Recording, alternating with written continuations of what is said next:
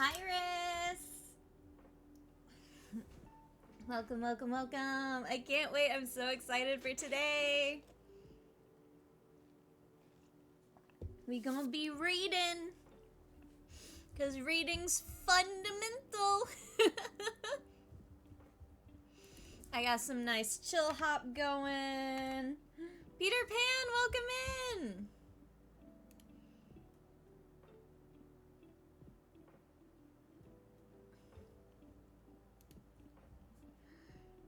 We're reading today.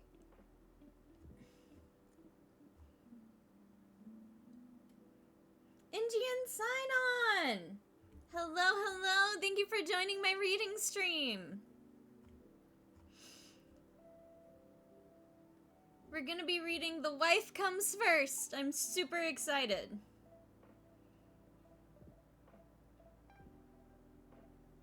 What's up? Not much, not much. Just getting ready. Got some music playing. Got my book.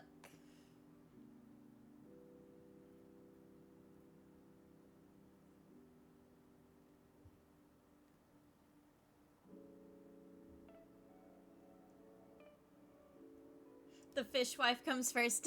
I am fishwife. Yes, I always come first. I am most important.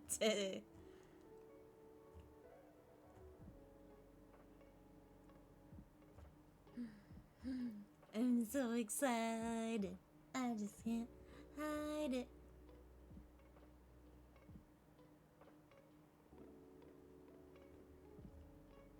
Man, I've had this book for so long and I just haven't been able to make myself sit down and read it. So I'm excited to share it with you guys. Is it a romance book? Yes, it is a danmei. So like ancient Chinese, historical, lots of wuxia. I will preface it is a BL, so if you don't like BL, I will see you in the next stream. I'll see you in the next stream. But, it is so good. I'm so excited for this one. Like I said, I've had it for a while and I just haven't, like, sit down and read it yet. Like, the whole reason I skipped stream the other day was because I was planning to sit down and read. But no, I fell asleep. So you guys get to read it with me. With my chill lo-fi beats in the background. And that also means I get to practice my reading voice. Because I have a lot of scripts. A lot of scripts that I'm working on filling. So that'll be fun. So fun.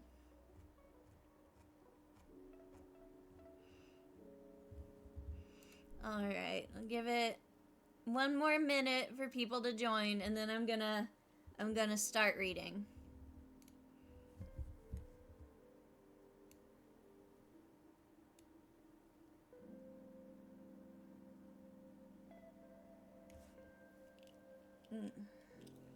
That way we'll be at 7:10. I started a little late. We're about 5 minutes in. So I'm gonna give it just another little minute here.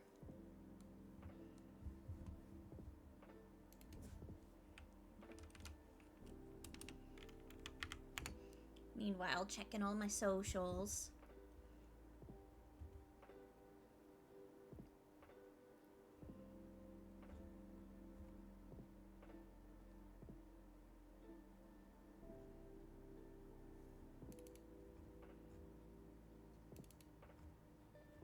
Man, I want a new tattoo so bad, but I need to finish the one I'm working on first. I just saw a picture of a really cool tattoo. But I gotta finish. Look at the food you made? Let's see. Is it on X? Twitter? The Twittiest?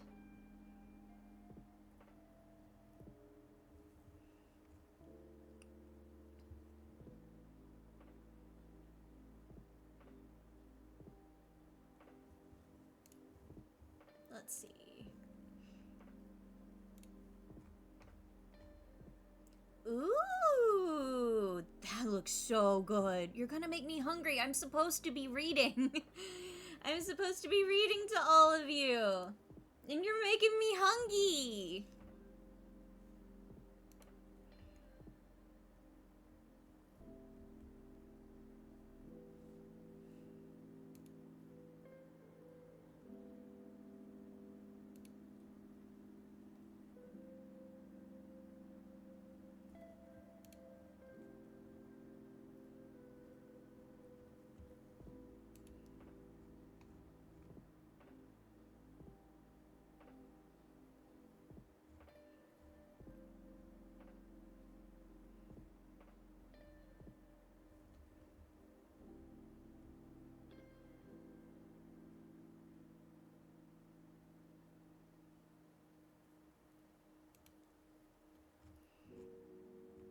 Alright, I think that's enough time.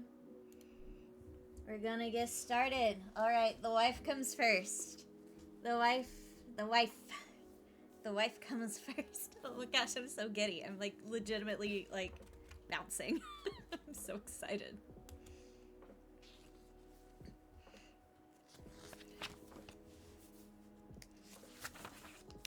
And you guys get page turning ASMR too. Congratulations, you're so lucky. Alright, chapter 1, Despair and Rebirth. This is a long-ass book. How long is this book? There are 374 pages. Not as long as I thought. Alright, chapter 1. I'm so nervous. I'm so nervous. I don't mean to be so giddy. I'm sorry. Okay. Lobotomized Dante, hello! I'm just about to start reading. Congratulations for the first mini reading stream. We're gonna read Don May together. I love Don May so much. I have so many books. I can't wait. Alright, chapter 1, Despair and Rebirth. It was a cold winter in the 24th year of Hongzhen, the coldest in recent memory, and it had already snowed quite a bit. The snow had only just begun to slow down today. A black horse galloped along a narrow path 10 miles outside of the capital with 2 people astride.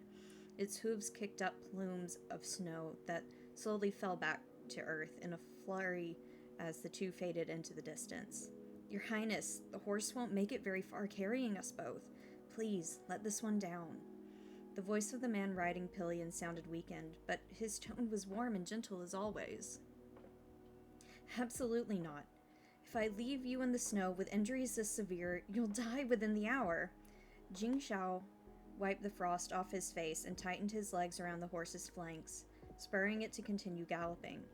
He'd felt something was amiss with those men as soon as he'd exited his cell. If they'd really intended to take him to the land of Shu, they ought to have at least given the heavily wounded princely consort some medical attention. But instead, they'd rushed the 2 of them out without so much as another word. If he hadn't killed one of the officers and purloined his horse, they probably would have been beheaded as soon as they left the city proper.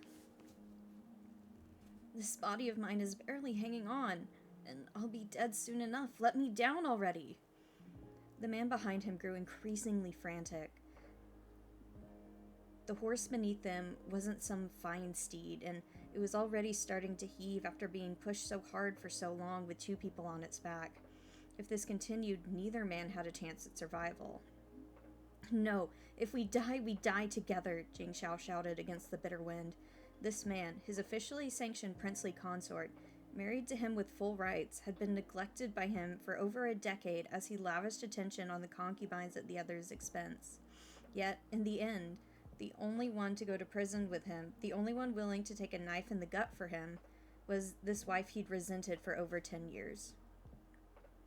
Jing Shao was the 2nd son of the late empress. His military feats were undeniable. He had been vanquishing foes on the battlefield since the age of 14, and had been conferred the title imperial prince before he even reached the age of majority.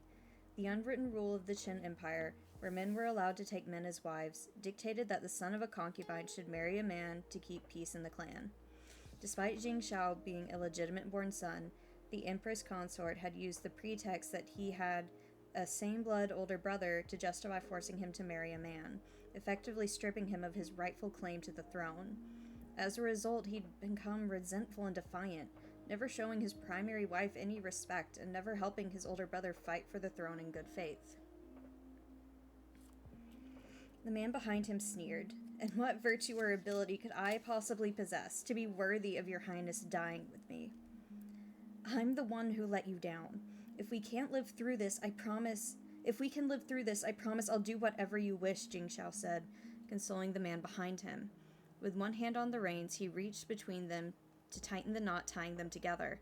Another mile and they'd be at Wangyi Hill, where the footpath he often took while hunting would take them through Mount Fengyi. Once they were in the mountains, they could hide. When Ming Hongzhu had spoken into the wind earlier, cold air had rushed into his lungs. Sprawled over Jing Shao's back, he began to cough violently.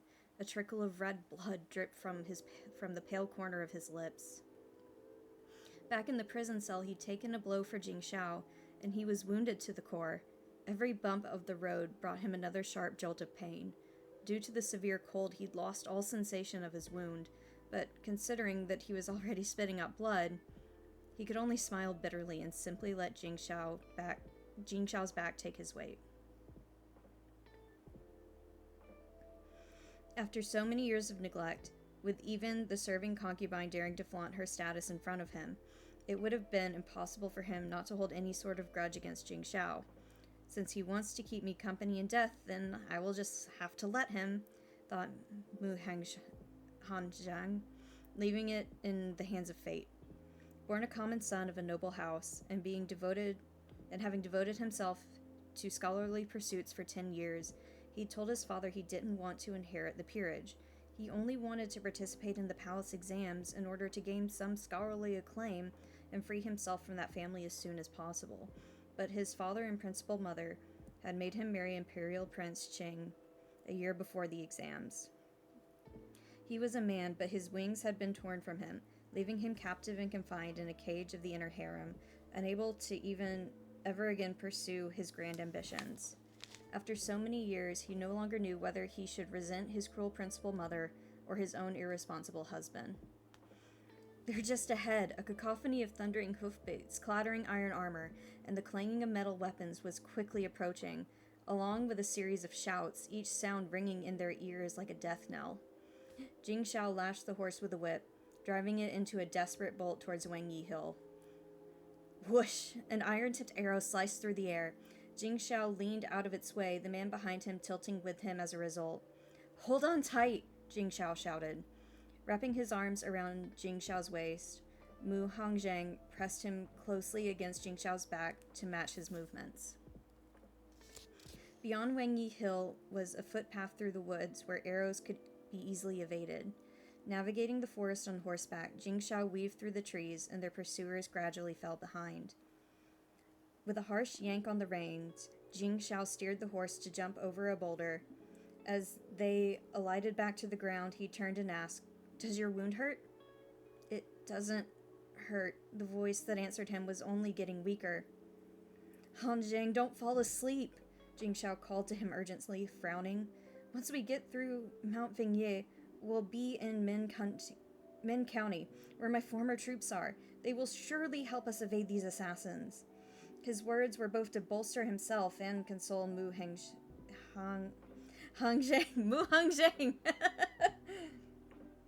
After all this time in prison, with only thin clothing to fight against the cold, Mu Hongzhang was holding on purely by strength of will. A neigh shot from the horse under him, the creature suddenly snapping into a frenzy. Jing Shao kicked fiercely at the horse's abdomen, grabbing Mu Hongzhang, and leapt off, rolling to ease on the fall. On the ground, he discovered that someone had left animal traps, and that one of the horse's hooves had been caught. Mu Hongzhang forced himself to stay lucid, as he said, "Just leave me here. We're already halfway through Mount Fengyi, so the rest of the way is downhill. I'll carry you." Jingxiao scanned left to right, checking his options. There was a cliff face to one side, while the other was a steep slope overgrown with grass and bramble. This was the only mountain path. If their pursuers caught up to them, they were in trouble. Without hesitation, Jingxiao lifted Mu Hongzhang onto his back and dashed towards the woodland on the slope. I see them! Get them! 1,000 taels of silver to the one who takes Prince Chang's head. Whoosh, whoosh. A flurry of arrows flew out from between the trees, making Jingxiao's escape increasingly hectic. He grunted as an arrow hit him in the right leg, and he stumbled. Mu Hongzhang fell from his hold. Your Highness! Scrambling to his side, Mu Hongzhang lent him support to keep him upright. Jingxiao shot him a glance, and to his surprise, found some color in that handsome pale face. He looked to be in much better spirits than before. That said, the prince had seen a lot of death. He knew this was nothing more than a bright flare of life before it flickered out. The thought made his heart spasm with pain. Without a second thought, he yanked the arrow from his leg, took hold of the man by his side, and ran. Let's see where you'll flee to now, the officer who followed the closest carried an enormous saber. He let out a vicious laugh. In their panicked rush to escape, Jingxiao and Mu Hongzhang found themselves at a dead end. Before them was the drop of a sheer cliffside. Behind them, the soldiers in hot pursuit. Escape seemed impossible. Jingxiao settled Mu Hongzhang by the edge of the cliff, then spun, swinging out his leg. It took the officer off guard, slamming him into the ground. Without giving him room to breathe, Jingxiao followed through with another kick, aimed squarely at the chest, and hit him so hard that the soldier's mouth foamed. Jingxiao snatched the saber out of the officer's hand and darted forward to slash at the legs of another soldier's horse. It collapsed to its side, blocking the narrow mountain path. The two other horses that were following in pursuit were unable to stop in time and rammed into the blockade, their riders flinging off their mounts and toppling off the deep cliffside. With the remaining soldiers' path impeded by the dead horse and Prince Chang armed with the large saber, a look on his face like he was out for blood, they dared not approach. One by one, they took up their bows and began to shoot. Jingxiao grunted, taking a hit. Blocking with the saber had been to no avail. He tore the arrow from his shoulder and tossed it back at the soldiers, eliciting a series of screams. Leaping over the dead horse, he hacked at the soldiers until he killed the remaining few who had shot at him. Unable to avoid their volleys and his attacks, he ended up riddled with arrows. From where he stood, he could see a second wave of soldiers in the distance who would soon be upon them. His gaze dropped to the steel saber in his hand. He could kill 10 of them, but he couldn't kill 100, nor 1,000. He took the blood-drenched saber back to the edge of the cliff. The blood on its blade and Jingxiao's own blood mingled, leaving a trail of crimson.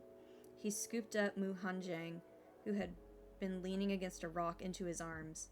The man's breath was barely audible, an ashen pallor coloring his elegant face. Junqing, have you ever resented me? Jingxiao asked, as he brushed away the blood staining the corner of Mu Hongzhang's lips. For the first time in his life, he studied the face of his lawfully wedded wife. It was only now that he realized that Mu Hongzhang's beauty rivaled any of his concubines. He didn't possess the sultry allure of a woman, but rather emanated a beauty that shone through elegance and the unyielding integrity of an erudite soul. Those beautiful eyes now reflected Jingxiao's unkempt face. How ironic that it had taken their idle chats in a prison for him to realize Mu Hongzhang was a kindred spirit, rare to encounter even once in a lifetime. What had he been doing since they'd married? How wonderful of a life had he let slip by? How could I not? If not for you, I would have made it onto the golden list many years ago and ascended into the imperial court. Junqing was his courtesy name, but it had never before left the other man's lips. Mu Hongzhang smiled, reaching out, and slowly wiped away the blood staining Jingxiao's face. But you're not to blame. You're a capable man. It was my fault that you could not inherit the throne. His words trailed off into a fit of coughing. Jingxiao laughed. A capable man? And what am I capable of? I've been a complete fool. My whole life I've never spent a day satisfied. Now that I look back on it, my judgment was so wildly off the mark. It bordered on the absurd. His words turned into broken laughter. Jingxiao tightened his embrace around Mu Hongzhang, then raised his face towards the heaven and laughed long and loud. To think, he'd spent his whole life on the battlefield fighting for his country, only to be thrown away when he was no longer of any use to it. He had spoiled his concubines and forsaken his wife, yet the one who remained by his side and hadn't abandoned him in the end was the very wife he'd neglected all these years. He had envied his older brother and been unwilling to wholeheartedly help him ascend the throne. But when he was in dire straits, the only one who had traveled far and wide, using every means available to help him, had been the same older brother he'd scorned. Alas, how lamentable and tragic that in the end of his life, he had been nothing but a farce. And my life, too. Hasn't it also been a farce as well? Mu Hongzhang let out a quiet sigh. If there is a next life. But he did not finish the sentence. He did not take another breath. His beautiful eyes slowly closed, and his slender hand fell into the dark stone beneath him, all signs of life now absent. A flurry of snow had started falling at some point. The snowflakes landed upon his long lashes where Jingxiao's breath melted them, their resulting beads of water rolling off his cheeks. Holding the man in his arms close to his chest, Jingxiao softly said, "If there is a next life, I promise to treat you well, and use my whole life to make it up to you." He looked up at the boundless land and majestic mountains in the distance, soon to fall into the hands of the Empress Consort and her ruthless son. Hearing the hoofbeats closing in behind him, he slowly stood. Prince Chang never fought a losing battle. Even if he was to die, it would not be at the hands of these lowly scoundrels. Jingxiao leapt from the edge of the cliff, the mountain's wind whistling past his ears, as he clung tightly to the man who no longer breathed. "If I never let go, then when I get to the bridge of helplessness, I can take hold of your sleeve." Jingxiao opened his eyes in the dark. There was no celestial realm swirling in the mist, nor was he facing a grim-faced reaper with tusks for teeth. Instead, his vision was filled with red gauze curtains illuminated by the flickering remainder of half-burned candles. Dazed and fatigued to his very core, Jingxiao also found a skull-splitting pain at his temple. He rubbed at his throbbing head and slowly sat up. A feeling returned to his body. He started at the realization that someone was lying beside him. The man's crimson robes had been torn to shreds. Disheveled black hair spread over his exposed chest, and his skin, as lustrous and warm as jade, was covered in blooming bruises. Reaching out, he brushed aside the hair covering the man's face to reveal elegant, handsome features. Junqing. What a way to start a story! Well, they're all dead!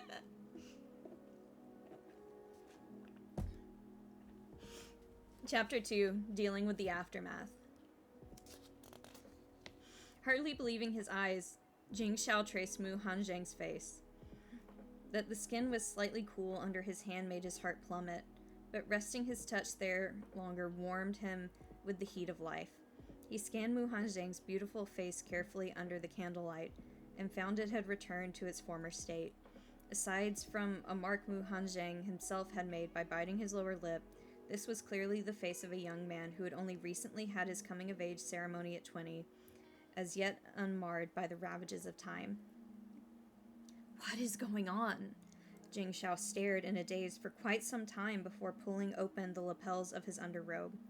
In the 18th year of Hongjing, he had taken an arrow in the chest that nearly claimed his life, but now the skin there was flawless.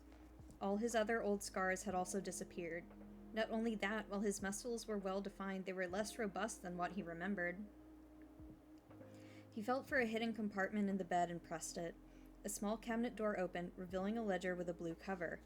Opening it quickly, he flipped to the very last entry. Received 2,000 taels of silver from Li Yanqing. Exchanged 5,000 taels of silver and promissory note for salt permits. 13th year of Hongjing, 19th of the second month. Without a word, he returned the ledger to its home and looked around, somewhat disoriented. It was obvious he had returned to his wedding night in the spring of the 13th year of Hongjing. That year, he had expelled the Xiongnu and returned victorious, and out of all the princes, he had been the first to be conferred his title of imperial prince. None had dared challenge his might. That year, the Empress Consort had convinced father to marry Marquis Beoway's common-born son to him, and the wedding had been tonight. That year, he'd been only 19. The three feudatories had not yet been pacified, and his downfall had yet to begin. He broke out in a laugh. Heaven hasn't abandoned me. I'll be damned, luck's on my side after all. Once he determined that all this wasn't a dream, after the initial shock came the ecstasy of rebirth. It was impossible for him not to laugh. A sudden moan emanated from the man lying next to him, interrupting Jing Xiao's self-congratulatory thoughts, and his exaltations came to an abrupt halt. He hurriedly turned to look, only to find that the slumbering Mu Hongzheng had been awoken by all the noise Jing Xiao was making. His long eyelashes fluttered and slowly opened to reveal a pair of beautiful eyes. Had Jing Xiao thought his downfall had yet to begin? What a stupid assessment. Heaven was cruel after all. It could have let him be reborn 4 hours earlier, and if it had, Jun King wouldn't be hurt like this. Jing Xiao cursed inwardly as he reached for Mu Hongzheng to pull him into his arms. Yet as soon as his fingers grazed skin, Mu Hongzheng recoiled away from him. The sudden movement had tugged at the pain in Mu Hongzheng's lower body, and it hurt so much that the blood drained from his face. Don't move! Jing Xiao held him down, but when he felt the slight tremor running through the body beneath his hands, he couldn't help but frown. On their wedding night, his heart had been filled with resentment, and so he'd drunk too much. After all these years, he could no longer remember what on earth he'd done, only that the next day Mu Hongzheng had fainted as soon as they'd left the Grand Hall after meeting the Emperor and Empress. From what he was able to glean from this, he had most likely forced himself on Mu Hongzheng, and the man had been hurt rather badly. Mu Hongzheng stopped struggling and merely stared at Jing Xiao, his lovely eyes filled with humiliation and fear. Are you? Jing Xiao opened his mouth to continue talking, but he had no idea what he ought to say.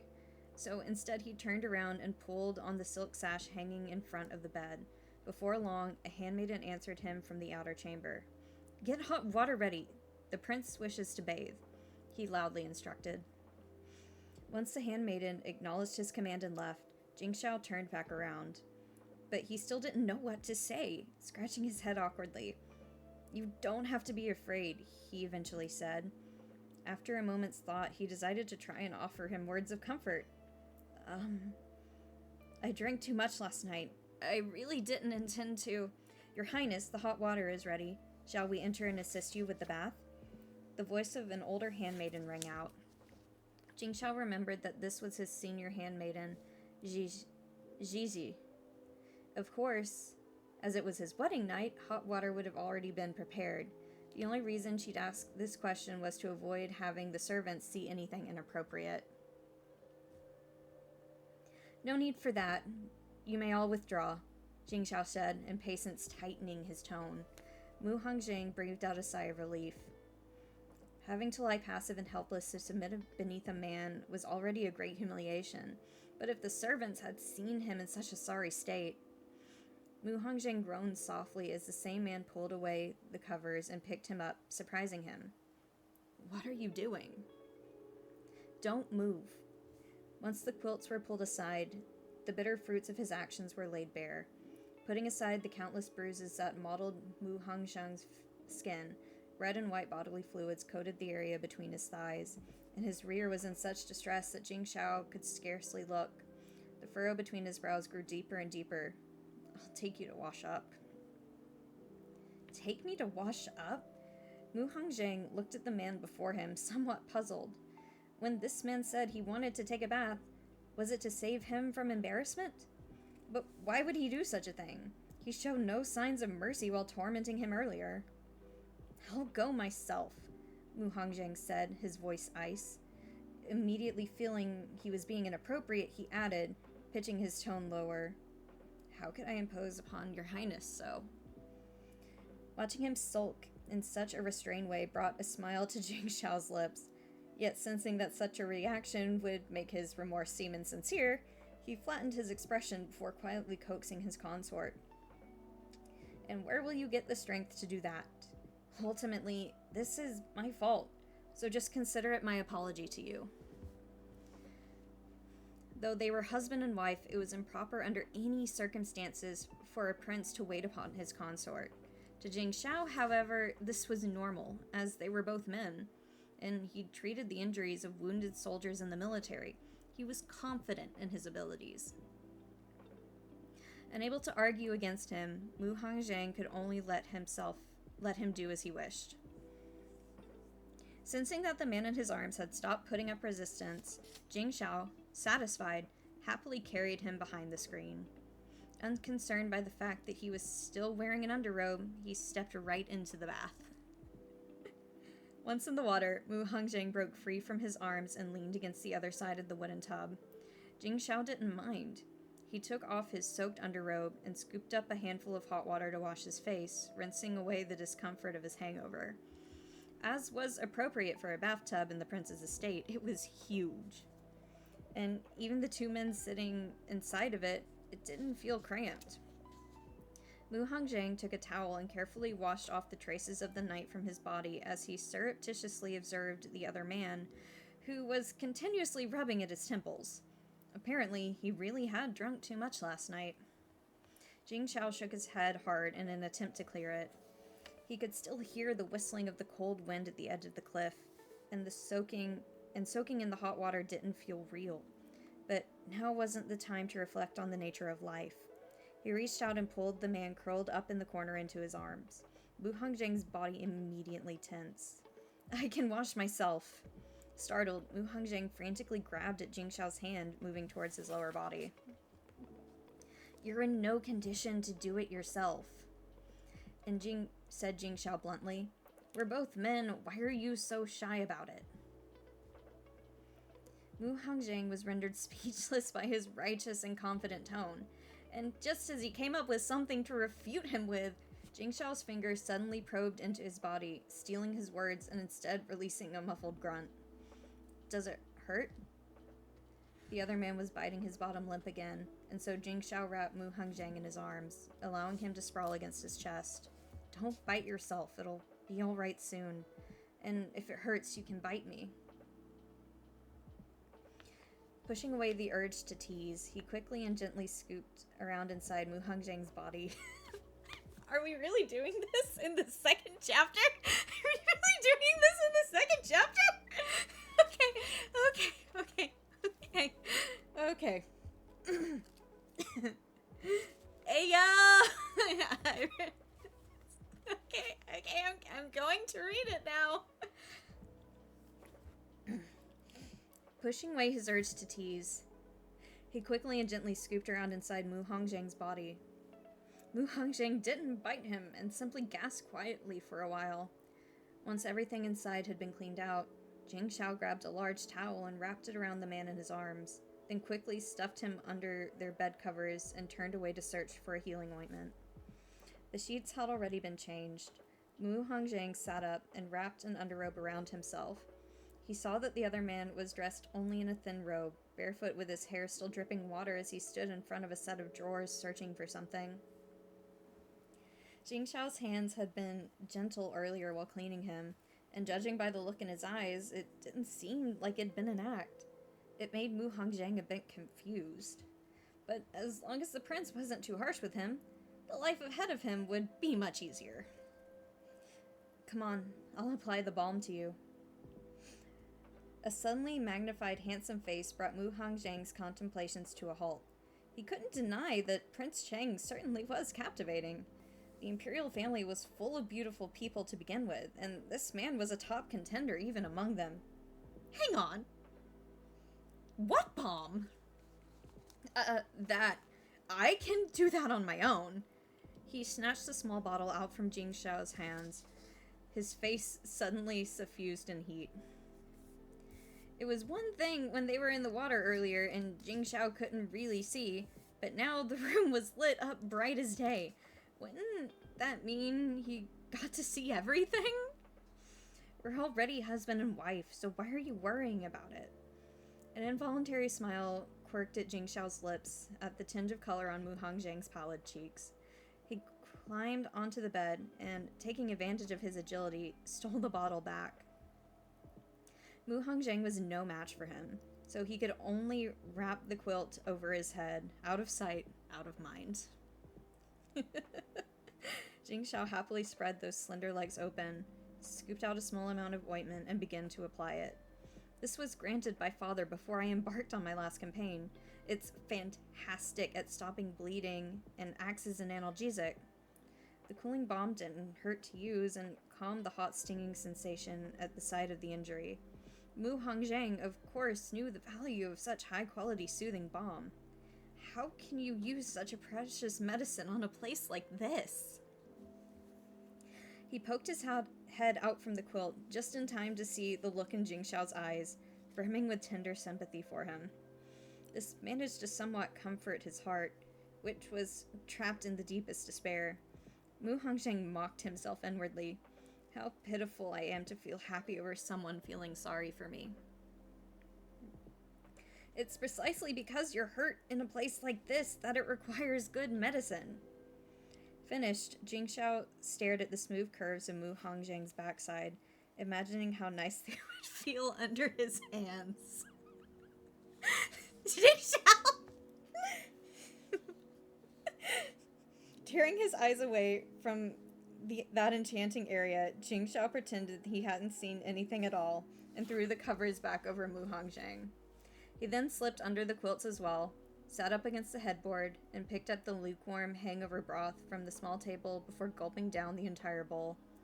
It wasn't a wonderful start to the day to begin with, so he mustn't make it any worse. What is your highness doing sleeping on the outside of the bed? Sleep on the inside. It was customary for a wife to sleep on the outside of the bed to more easily serve tea and to help their husband dress. Now that Jing Shao had made all this fuss, most of Mu Hongzheng's fear had already faded. He edged closer to Jing Shao, hinting that he should move over to the side. But though he butted right up against Jing Shao, the man seemed to have no intention to move over. It's fine, it's not like you're a woman, so why bother with any of that? Jing Shao looked down and smiled. Candlelight gilded his features, making him seem even more attractive. Since he was already good-looking to begin with, when he smiled so gently, he truly was captivating. Mu Hongzheng couldn't help becoming momentarily dazed. Jing Shao took another small bottle and poured a bit of transparent ointment onto his fingertips. I got this marvelous ointment from Shiyu. If it's just a little tear, it can make it scab over immediately, and it'll be mostly healed by the next day. But it does hurt a bit, so bear with it. As he said this, he applied it to Mu Hongzheng's lower lip with one finger. A sharp pain like a needle prick made Mu Hongzheng frown. He wanted to put some pressure on it, but Jing Shao grabbed his hand right away. Don't touch it, it'll only hurt for a moment. Mu Hongzheng's fingers were slender and supple, and they felt wonderful to hold.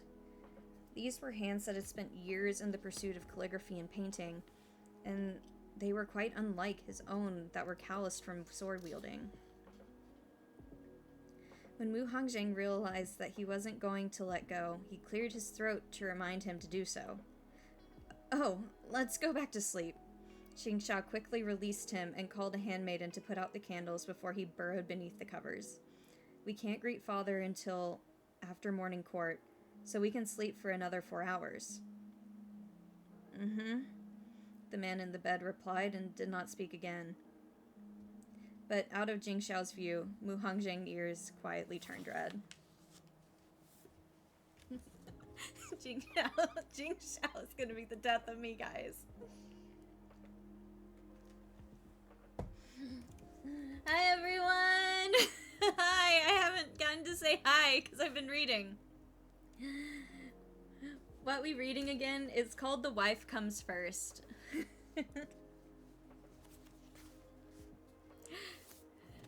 It's so good so far. Like, it's funny, but like sentimentally funny. You were busy? Yes, I was busy. I was busy losing my mind was what I was busy doing. I need to turn on the fan though. I've already pre-ordered the second and third volumes. Well, no, I have the second one already. I pre-ordered the third one.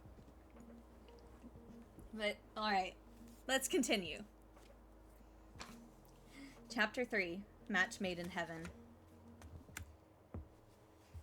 Let me move my keyboard out of the way. As the breathing of the man beside him became long and even, Jing Shao inched closer and left a gentle kiss on his forehead. He thought about pulling Mu Hongzhang into his arms, but fearing that it might jolt him awake, could only give up on the idea. He lay on the bed and pondered how he had been suddenly brought back to the year he was 19. The last thing he remembered was holding Junqing to himself and jumping off a cliff, and then everything went dark. As he couldn't figure out anything no matter how hard he tried, he turned his thoughts to what had happened in the 13th year of Hongzhen. In the winter of the year prior, he'd expelled the Xiongnu and returned victorious. The emperor had been greatly pleased and broke precedent to confer the title of Prince Cheng upon him, even though his 2 elder brothers had not yet been granted titles. For a time, the court had been abuzz with speculation that His Majesty had plans to appoint him, the 3rd prince, as the crown prince. But then, right after the spring festival, that stepmother of his told him that no prince in history had ever been titled before taking a wife, and so she had hastened to arrange him a match. And that match was the 2nd young master from the house of Baiwei. The empress consort was making him marry a man in order to destroy his prospects. Jing Shao and the 2nd prince, Jing Shen, were both sons of the late empress and were legitimate sons from a primary wife. Naturally, he had refused, flipped the table, and left in a flutter of sleeves. But just as he'd been about to inform father that the empress consort harbored a hidden agenda, at the very next morning's court, his father had officially declared that his wedding would take place on the 8th of the 3rd month, leaving him no chance to resist. Ever since then, Prince Cheng had gone from being the sought-after prospective heir to an abandoned child, a discarded piece in a political game. He smiled self-depreciatingly in the dark. Now that this discarded piece had suddenly returned to the board as a secret weapon, it was hard to say who would emerge as a victor this time around.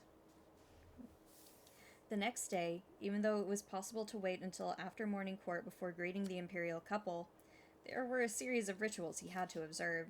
That meant they couldn't get much sleep. Gigi knocked on the door to the inner chamber. "Your Highness, it's time to get up."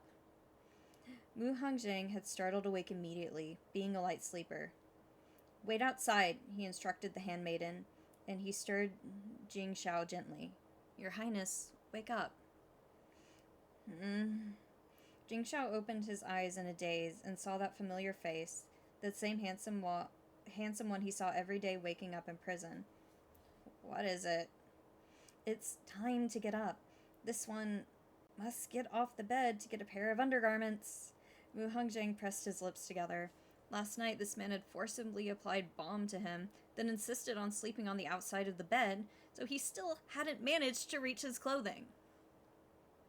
It took a moment of reflection before Jing Shao realized that this place wasn't prison, but his wedding chamber. "Oh, pardon me," he said, finally catching on to what his new wife was asking from him. Jing Shao sat up immediately and reached for the clean undergarments from the clothing rack, eagerly handing them over in a bid to please. Mu Hongzhang took the offered pants, then noticed that Jing Shao was still staring straight at him, leaving him no choice but to dress under the covers. Not only did he fail to garner the desired approval, he'd even been taken for a lecher. Jing Shao, who never learned what a "come on, praise me" expression looked like due to his years on the battlefield, could only awkwardly rub his nose. "Congratulations, Your Highness. This one is Duofu. Greetings, Your Highness Princely Consort Cheng." The first to enter the room was a round-faced, chubby eunuch named Duofu, who was also the chief steward of the Prince Cheng estate. He knelt with a smile and bowed to Mu Hongzhang. Mu Hongzhang accepted the courtesy and awarded him a coin purse he had prepared in advance with money inside. "Eunuch Daofu, please rise." Since Daofu was an old eunuch who had served Jing Shao since he was a child, Mu Hongzhang could hardly afford to pull rank. Daofu accepted it with a smile, and then it was the senior handmaid Gigi's turn, as well as the 2 others who waited on Jing Shao, Mingji and Miaoji. But this time, Mu Hongzhang did not hold back, and he accepted the full kowtows, regarding each of them with small gold pendants. Jingshao looked on with silent approval. He thought to himself that Junqing was raised in a noble house, though common-born. His methods of dealing with servants were perfectly considered, and thus he did not plan on saying anything. Mu Hongzhang's own 2 handmaidens, who came as his dowry, also came to greet Jingshao. Lan Juan was no good with words, and all she managed was a flat, "Greetings, Your Highness," and nothing more after that. Lan Ting was timid and stammered through her congratulations with her head down, trembling a little through it all. Watching the way these 2 handmaidens acted, Mingji surreptitiously pursed her lips at them while looking at Maoji. She thought to herself, "That's a commoner for you. Even his handmaidens are such bumpkins." But then when she turned to Gigi glared at her. Only then did she hang her head, abating her rudeness. All Mu Hongzhang did was glance vaguely in his 2 handmaidens' direction, not giving away anything with his calm eyes. Before his wedding, Marquise Beiwei had said that the handmaidens serving him were too old and could draw suspicion to him if they were kept by his side, only allowing him to bring these 2 younger ones. Jingshao's brows knitted slightly. These 2 handmaidens did not look at all like they'd been with Mu Hongzhang for a long time. It seemed he'd need to find him some better servants. "Duafu, once we're done here, get a page boy and a couple of bodyguards for him." "That was my oversight. I will get that done today," Duafu immediately apologized. Since the princely consort was a man, he was allowed the company of a page boy and bodyguards. However, it was common for most husbands to overlook this fact. His Highness leaving these instructions showed he truly cared for the princely consort. When Mu Hongzhang heard these words, his placid expression relaxed just a smidgen, and he rose to bow. "Thank you, Your Highness." Granting him such servants was a blanket permission for him to leave the house freely. To him, such kindness was akin to a gift of coal in midwinter. Noting the look of delighted surprise in his eyes, Jingshao felt a pang in his heart. He reached out and stopped him from bowing. "These are things I ought to do anyway. What are you thanking me for?" In a prince and consort's formal meeting with the imperial couple on the day after their wedding, the 2 must be in full court attire. Jingshao had already been granted a title, so naturally the ranking of his court attire had to be higher. Officials of the Qin Empire of 3rd rank proper or higher wore purple, princes a dark yellow, the crown prince apricot, and an imperial prince moon blue. Mu Hongzhang was a princely consort of the imperial prince, their marriage registered with the imperial ancestral temple, so he was a consort of the 1st rank proper. But he was a man, so he could not wear women's court attire. Thus, his court attire was also purple, although it was similar in style to that of the prince's robes. Mu Hongzhang was 20 this year and had already gone through his coming-of-age ceremony, so Lan Ting had retrieved the matching purple-gold headdress for his formal court attire. Although Jingshao wasn't 20 yet, he had already been granted a title, so he could wear the 5-clawed silver dragon crown. The purple-gold headdress was unlike ordinary headdresses, and Lan Ting, who had never seen such a latch before, was unable to open it no matter what she tried. As she panicked, her forehead began to glisten with sweat. Yet she didn't want to ask for help from Gigi and the other handmaidens either, lest she appear inexperienced and make her young master look bad. Jingshao shot a glance at the young girl, approached, and gestured for the headdress. He opened the latch with practice ease. "It's the first day of our marriage, so as your husband, I should be the one to help you put on your headdress." In a previous dynasty, there had been a tradition where the husband would help his newly wedded bride apply her forehead decoration in the morning after the wedding to soothe an anxious wife who had to greet the in-laws. But now the yellow flower decorations had gone out of style, so Jingshao was conjuring this from thin air. "Your Highness?" Mu Hongzhang, who had been sitting down before, could only stand up again. "How is this appropriate?" Jingshao didn't answer him, and instead he solemnly closed the latch over his topknot, then smoothed out the golden ribbons onto the rest of Mu Hongzhang's silky hair. 2 extraordinarily beautiful people standing together, one effortlessly elegant and the other stern and handsome. No matter which way you looked at them, they seemed the perfect match.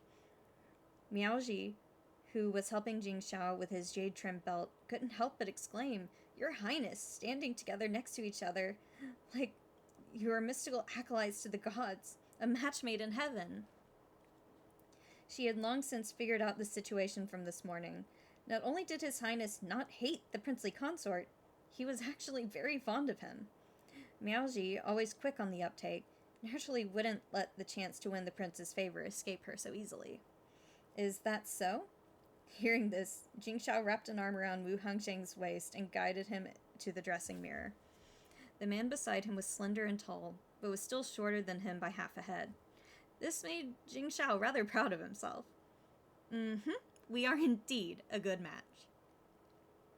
Wu Hongzheng stared at the image in the mirror in a daze. He saw that the cut of his lower lip had already mostly healed, and the scab had even fallen off, leaving behind a trace of pink that was barely noticeable without careful examination. It wasn't until he became aware of the handmaiden's giggling that he realized Jing Xiao's proximity, at which he immediately removed the hand from his waist. "Let's go, we're going to be late." At once he said this, he went outside without waiting for Jing Xiao. Sensing her own young master's rudeness, Lanting hastened to explain things to Jing Xiao in a whisper. "Your Highness, please don't hold it against him. His Highness is just shy." Did you think this prince couldn't tell? Jing Xiao followed Wu Hongzheng out without much of an expression on his face, but inwardly he was overjoyed to see a touch of pink raising to the tips of Junqing's ears. "Miss Gigi, is His Highness angry?" Lanting asked. She flinched in the wake of Jing Xiao's dismissive snort and immediately turned to Gigi. Gigi covered her lips with a handkerchief. "That's just the way His Highness is. That's the authority of a man who spent years on the battlefield. You'll see soon enough." Wu Hongzheng and Jing Xiao were carried to the palace in an ornate palanquin with a decorative canopy of red curtains, manned by 8 servants. Wu Hongzheng shifted in his seat uncomfortably, finding the soreness in his back truly hard to bear. "Does your lower back hurt? Lean on me. I'll massage it for you."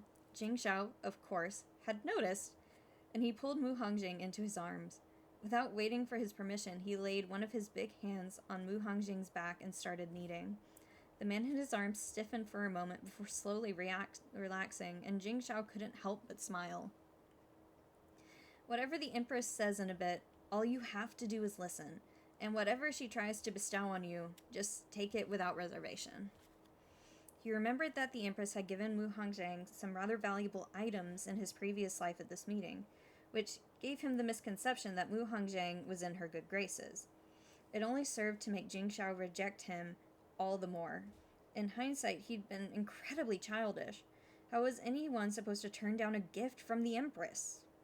And besides, no matter who his partner was, as long as he was a man, he would have had the Empress's approval. Wu Hongzheng looked up at him and nodded. This one has understood.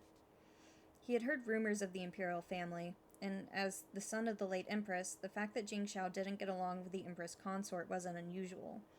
However, was he saying this to comfort him?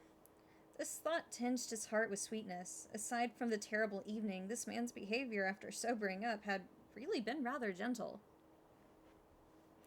"When we're in private, let's not call yourself this one anymore. It sounds so distant." As Jing Xiao massaged him, he thought about how lovely Wu Hongzheng's narrow waist felt in his hands. Unlike a woman's waist that was so fragile he felt like he could break it with a squeeze, it was like the midsection of a panther, taut and brimming with strength, gracefully curved. Wu Hongzheng felt the massaging force kneading his lower back was exactly right. Even though he knew it was inappropriate, he couldn't push Jing Xiao away either. So he had no choice but to talk to him while pretending that such a thing wasn't happening. One cannot neglect etiquette, and your Highness must also be careful when we speak in private. It would be best to call her Mother, for if someone with a hidden agenda were to overhear you, it would be grounds enough for a formal complaint. When he heard these words, Jing Xiao's lip quirked unbidden, and he leaned in to ask, "Jinjing, are you concerned for me?" Wu Hongzheng shot him a glare. This one merely is giving a remonstration. He'd only ever heard Prince Chang was hot-headed and quick to anger. He'd never imagined that he would be so flippant. Jing Shao found his reaction so adorable that he couldn't help himself and laughed aloud. The young unit walking alongside the plannikin had to pinch himself when he heard laughter. Good heavens, everyone in the capital knows Prince Chang married a man for a concert, and now no longer can inherit the throne. And to think he can still laugh like that. It can't be that the Empress has driven him insane, can it? With the prince laughing at him on top of everything else, Wu Hongjiang turned away in a bid to ignore him, only to end up smushing his face into Jing Shao's solid and warm chest. A blush spread over his face, unbidden, as he realized that it looked like he was throwing himself at Jing Shao. He immediately struggled to sit up. All right, I'll stop laughing. Jing Shao quickly grabbed him to stop him from rising and whispered, "Don't move around. Otherwise the plannikin bearers will notice." "Why, you..." Sure enough, that made Mu Hongjiang restrict his movements, leaving only his anger glaring. They're so cute. They're so cute. They're so cute. I can't. They're so cute. Also, these chapters are very short, I'm learning. I can't believe I've been reading for like an hour straight. This is so good. We're only on chapter 4 and it's been like an hour. You can't, but you keep going. I know. I love it. Oh, this is gonna be so bad because now I'm gonna want to read it like even more, but I want to read it with you guys. So I'm going to have to like actually have self-restraint for once in my life and not read it without you. JJ, hello! Welcome in. We're reading The Wife Comes First. We're on chapter 4. A visit to the palace. Compared to their previous dull and lifeless appearance, those beautiful dark eyes were far livelier now, bright with emotion. Jing Shao was only trying to show him a cheerful face to let him know he didn't have to be so timid and overly hesitant. On second thought, though, it was precisely because he'd refused to listen to Jin Qing and had been so arrogant that he thought everyone beneath him, that by the time his world began to fall apart, he'd made so many enemies that they were only too happy to bury him. A smile faded from his face. "Your Highness, we have arrived at the Meridian Gate," the young unit Xunji said from outside the curtain as the plannikin came to a stop. Usually, the entourage could continue into the palace, but as they had to greet the imperial couple in the Empress's palace today, they were required to leave the plannikin at the Meridian Gate and board the palace carriage. As the carriage was surrounded on all sides by eunuchs, once the two stepped inside, they stopped exchanging words altogether. After morning court, Emperor Hongzhen went to the Empress's right of Luan Palace and sat with the Empress, Lady Wu, in the main hall waiting for the newlyweds to come pay their respects. In his mid-40s, Emperor Hongzhen was in his prime, possessing the calmness and wisdom of a competent emperor. When he sat there, even without speaking, he had an imposing aura, commanding respect without showing anger. When he saw his father younger than he had remembered by more than 10 years, Jing Shao's hands clenched into fists before gradually relaxing, hidden in his moon-blue sleeves. He bowed and greeted the imperial couple respectfully, alongside Mu Hongjiang. Emperor Hongjing first praised Jing Shao, but then lectured him a little. "You're all grown up now, so from now on you must think before you act. Don't let us hear about how you flipped over your mother's tea table again." "Your son understands. Thank you, father, for your guidance." Though Jing Shao's response was bland, the expression on his face was entirely indignant. "Today is a happy day, your majesty. Let's not criticize him further." Naturally, the Empress took it all in and quickly stepped in to smooth things over with a smile. "Today is for meeting our son-in-law." A handmaiden had already placed soft cushions before the imperial couple. Mu Hongjiang stepped forward, knelt, and kowtowed to Emperor Hongjing. Then he picked up the tea from the table and raised it above his bowed head. "Father, please have some tea." Every one of his motions during the rite were perfect, every gesture brimming with elegance befitting a cultured intellectual. Emperor Hongjing took the teacup from him and took a sip. He smiled and said, "We never imagined that Mujin's second son would turn out to be a man of such charm and grace." "Thank you, father." Mu Hongjing's demeanor was neither arrogant nor submissive. Following etiquette, he knelt before the Empress to serve her tea as well. The Empress took it with a smile. She seemed in no hurry to ask him to rise, and instead turned to the Emperor and started chatting with him. "Your Majesty is wise indeed, for this second son of the Mu clan became a provincial graduate at 17.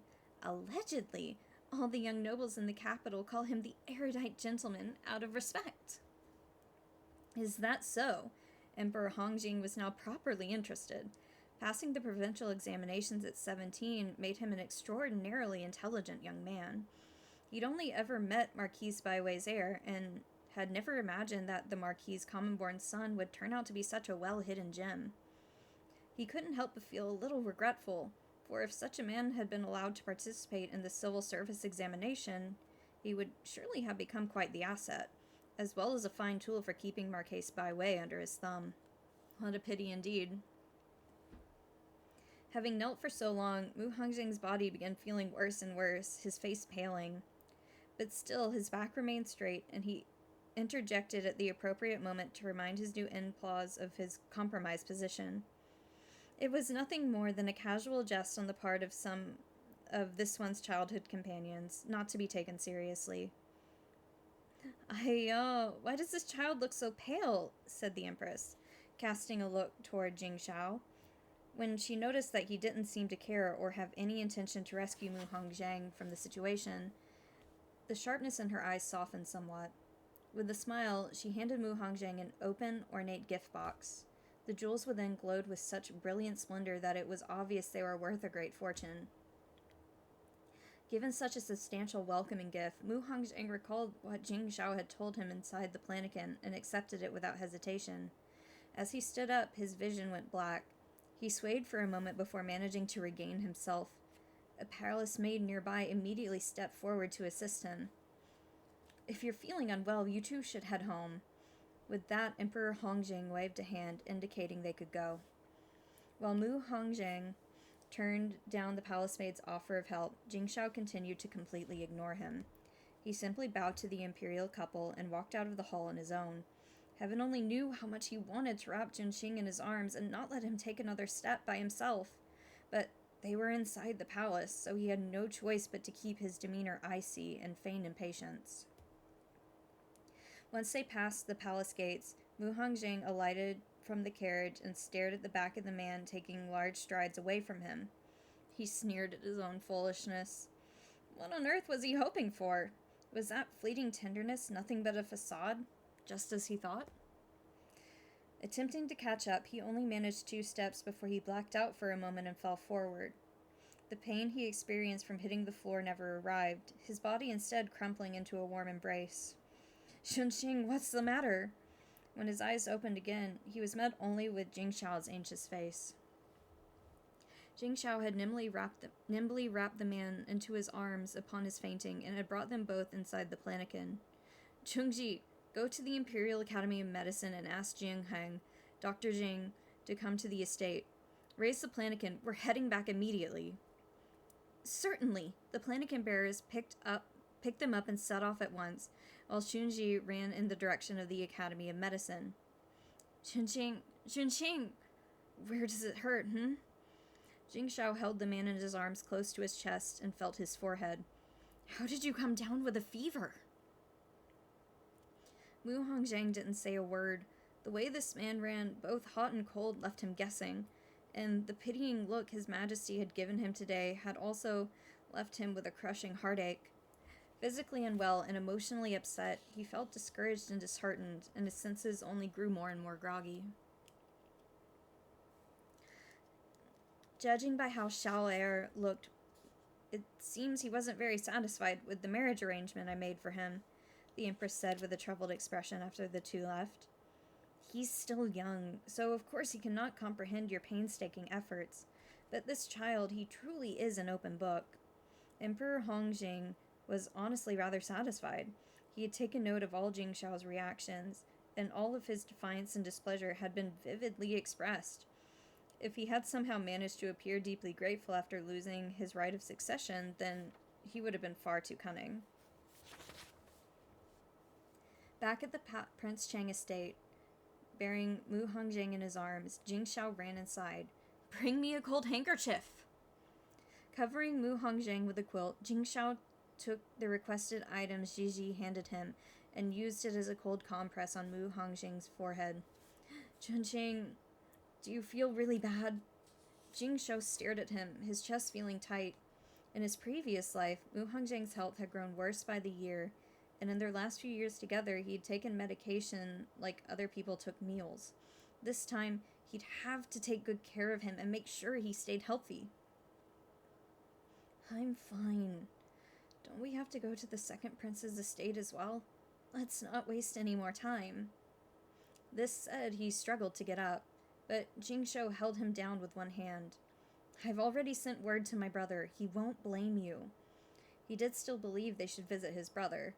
Etiquette was one aspect of it, but more importantly, he did not wish his brother to misunderstand his absence as an intentional slight. But none of these things were as important as Junqing's health. He'd just have to explain it to his brother later. "Your Highness, the Imperial Physician is here," Gigi said, entering the room.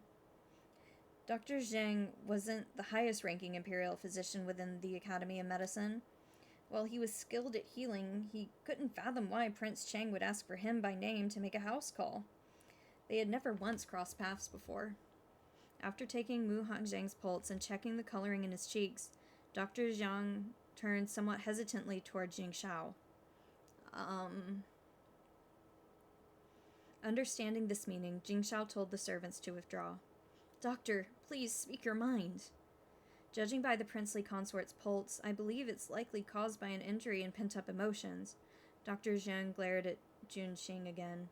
This sort of fever wasn't a serious illness at all, and Prince Chang must have had some other reason to send for him.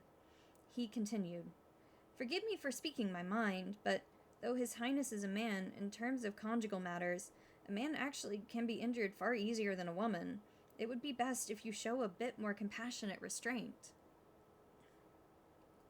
Just a mere sentence had Mu Hongjing blushing bright red, and Jing Shao had to rub at his nose in embarrassment.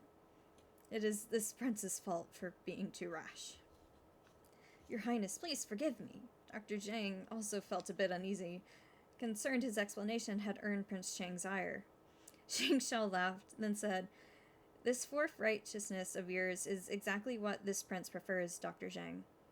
He took the prescription Dr. Zhang handed him, and after ordering Mingji to prepare the decoction? He took the prescription Dr. Zhang handed him, and after ordering Mingji to prepare the decoction, Jing Shao produced a string of coral beads from his sleeve. "Your Highness, this is highly inappropriate." Dr. Zhang immediately broke into a cold sweat. He had always emphasized harmony and neutrality and didn't wish to get involved with these princes in their succession fight. "This isn't for you," Jing Shao said impatiently when he didn't accept it. "I've heard your son is a master of martial arts, and he's already passed the Imperial military exam this year. This is a congratulatory gift for him."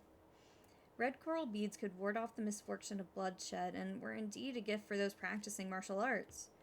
Dr. Zhang could hardly refuse him again. Besides, the prince was letting him know he'd actually taken interest in his son, so he could rest assured that it wasn't what he'd assumed. "In that case, I must thank your Highness for the gift, and I'll ask him to come thank you in person another time." Dr. Zhang accepted the coral beads, bowed, and said his farewells. Jing Shao asked Duafu to see the imperial physician out, while he himself sat back down on the edge of the bed, replacing the handkerchief on Mu Hongjing's forehead with a fresh one. "Just let the handmaiden do these things. Your Highness should get some rest," Mu Hongjing said indifferently. This man's momentary tenderness might just be out of novelty and amusement. not genuine kindness towards him. It was easy to see whether someone was sincere from the little things they did, and the way the prince had acted today in the palace had froze his only recently thawed heart into shards of ice. Junqing, noticing that the ease Mu Hongjing had shown in the morning had once more turned back to apathy, Jing Shao surmised that what had happened in the palace today must have upset him. He'd never been patient enough to explain things, while Junqing had the kind of temperament that made him keep his feelings to himself. He would have to say more from now on. Scratching his head awkwardly, he sighed. I'm sorry you had to put up with what happened at the palace today. Mu Hongjing opened his eyes and turned to him. This man was actually aware of it? I simply knelt for a bit longer than expected. It's not like I'm a woman. I'm not going to be upset by my mother-in-law's power play. You worry too much, Your Highness.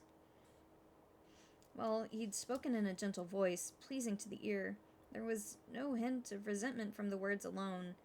Somehow, Jing Shao could tell he was angry. Everyone in the capital is laughing at me. They say that I've accomplished great feats, but never inherit the throne. Though I may be a legitimate-born son, my status is not even as high as the first prince, the son of a palace maid. Jing Shao said these words self-depreciatingly. These sentiments had been bottled up in his heart for more than a decade, and now that he'd said them aloud, they'd come straight from the bottom of his heart. Mu Hongjing's hand, hidden in the quilts, gradually curled into a fist, and his heart grew only colder. Sure enough, Jing Shao hadn't been drunk last night at all, and everything, all of it, had been done simply to torment him. He said, This one knew about all of that. This one asked not for anything else from Your Highness, but only that when Your Highness accomplishes all his goals, a writ of divorce be granted to this one. Divorce? No, not divorce! Wangsheng, not divorce! Not my OTP in chapter 5 asking for a divorce!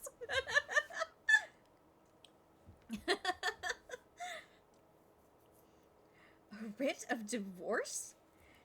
Oh, chapter 5, Fever. I forgot to read the chapter title. A writ of divorce? Jing Shao paused in surprise, then immediately gave a dismissive snort. You're a man, so divorcing you won't affect your reputation. But a divorcee, just like a wife, can't participate in the exams. Even if I let you go, in this lifetime, the civil service examination will forever be out of your reach. What do you want to do, then?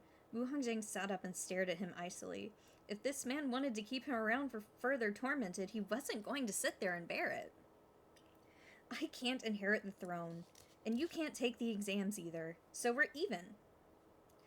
Jing Shao self-assuredly said with that mildly magnetic voice of his. Wu Hongzhang was caught off guard. He stared blankly at Jing Shao for what seemed like an age. A crack seemed to have appeared in his stern expression. Huh? He said, his jaw dropping in a rather adorably foolish way. He felt as if he'd been grabbed by the neck and yanked high into the air only to be tossed into a fluffy cushion. Seeing that vacant look on Mu Hongzhang's face, Jing Shao found it rather amusing and was just about to gently poke one of his cheeks when Bingji's voice rang out in the outer chamber. Your Highness, His Highness's medicine is ready.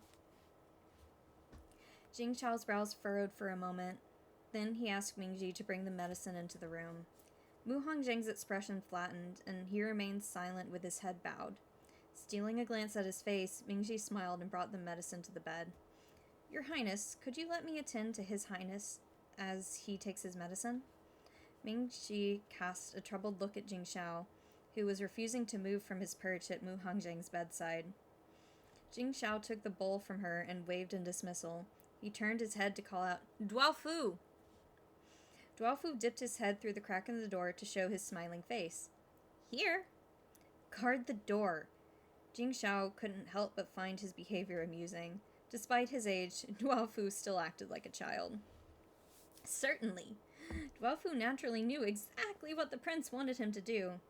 He sent the handmaids away to do chores and called for bodyguards to stand outside all four corners of the house, while he himself stood outside the door.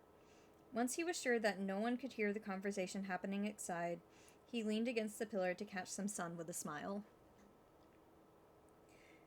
You just won't let me finish. Jing Shao held the bowl in one hand and stirred it with a spoon. Other people said those things, but I know full well what I'm worth. Even if I were to marry the heavenly immortal empress, that throne would never be mine. Why do you say that, your highness? Mu Hongzhang pressed his lips together.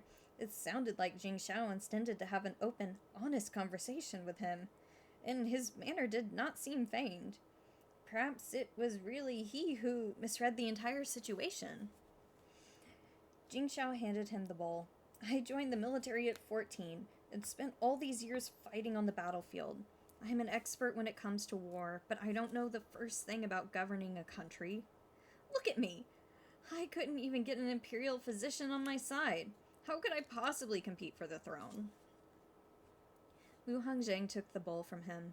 Had Jing Shao tried to bribe an imperial physician in front of him for the mere sake of showing him such an example? I may understand all that, but who would believe me if I were to tell anyone? Take today, for example. If I'd supported you at the palace, Father would surely think me too cunning, too good at putting on a good front, and things would have only gotten harder for me. As Jing Shao said this, he couldn't help but sigh. Despite this, if he kept acting just as resentful and competitive, Father ultimately still wouldn't be able to tolerate him. Swallowing the black medicine in one gulp, its bitterness traveling from the root of his tongue to the depths of his heart, Mu Hongzhang realized that life wasn't easy even for the descendants of the imperial family. The moment he put the bowl down, a piece of honeyed fruit was stuffed into his mouth. Mu Hongzhang looked up to that man's smiling face as he wiped a drop of medicine clinging to the corner of his lips. Since Jing Shao was an extraordinarily handsome man to begin with, and he wasn't prone to smiling, whenever he did, it was especially dazzling to look at. The rumors claimed Prince Chang was hot-headed, quick to anger, stern and reserved, yet ever since last night this man had already smiled at him many times. Mu Hongzhang let out a light sigh. Perhaps he should try to give him the benefit of the doubt. After all, he had nothing left for Jing Shao to exploit. Chewing on the honeyed fruit, Mu Hongzhang said, Frankly, if your highness wishes to win over Dr. Zhang, it's not impossible. Oh? Jing Shao turned to him with interest. A wave of weakness washed over Mu Hongzhang suddenly, and he leaned back against the bolstered pillow at the head of the bed. Recruit him into your highness's forces, lure him into committing some sort of wrong, and then all your highness has to do is wait for him to come and beg for your help. Junqing. Jing Shao stared at him in surprise. He didn't know much about the Academy of Medicine's internal politics. He'd only sought out Jian Heng because he was infamously impervious to persuasion and especially discreet. The only reason he'd given Dr. Zhang a gift today was because he intended to ask him to help maintain Junqing's health in the future.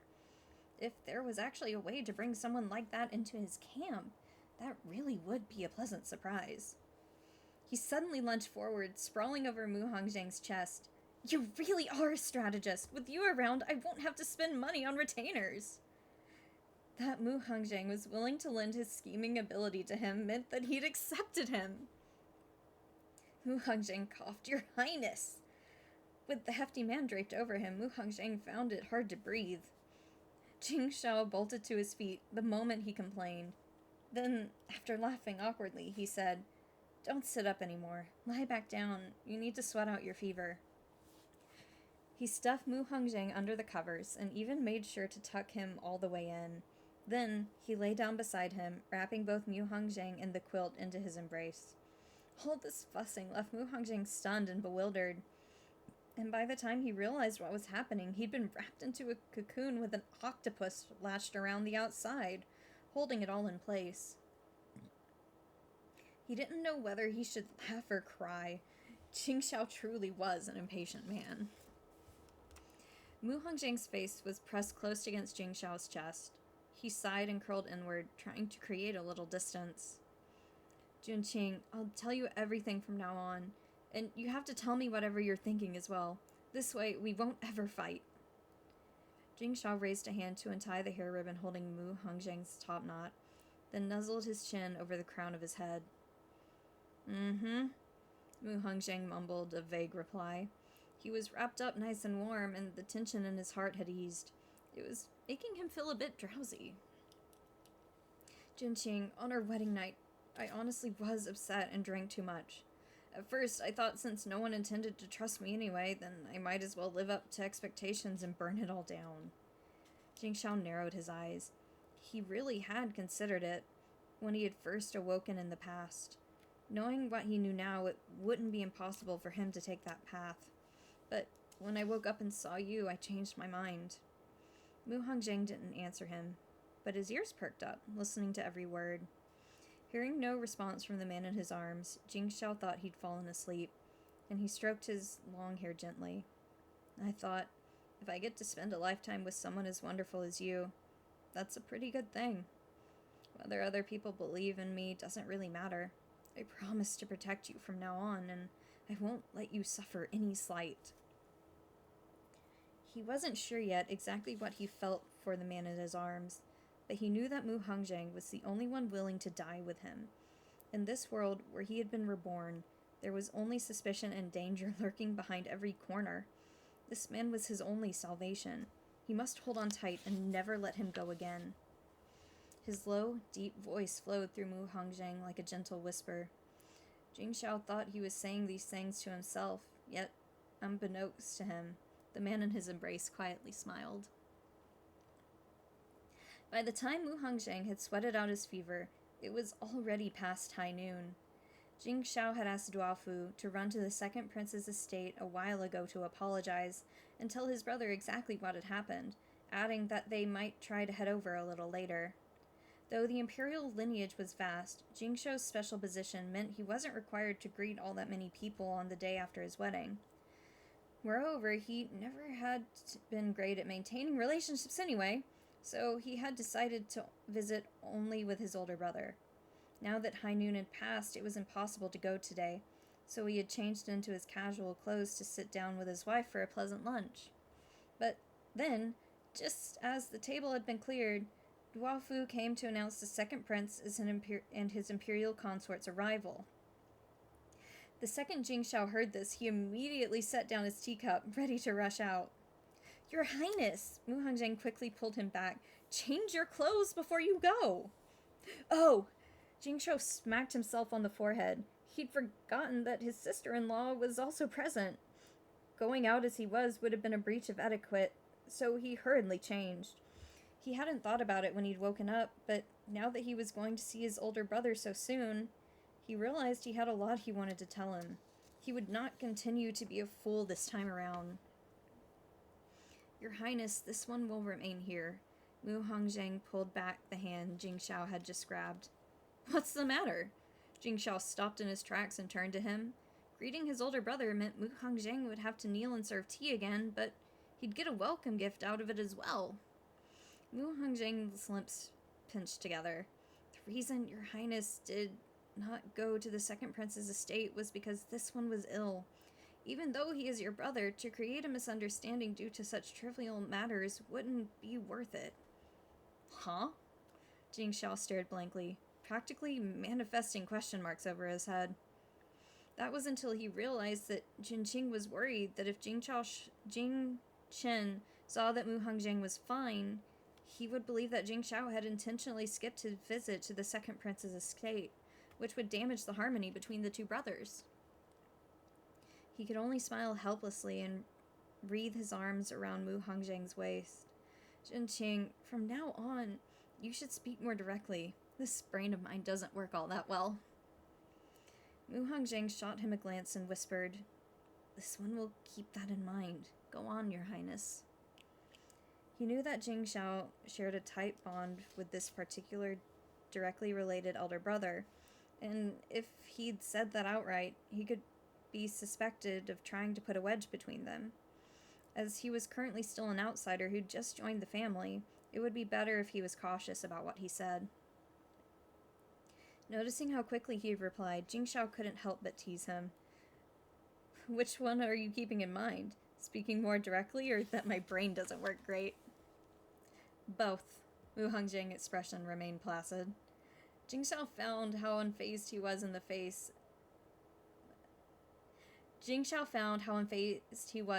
of change inexplicably attractive.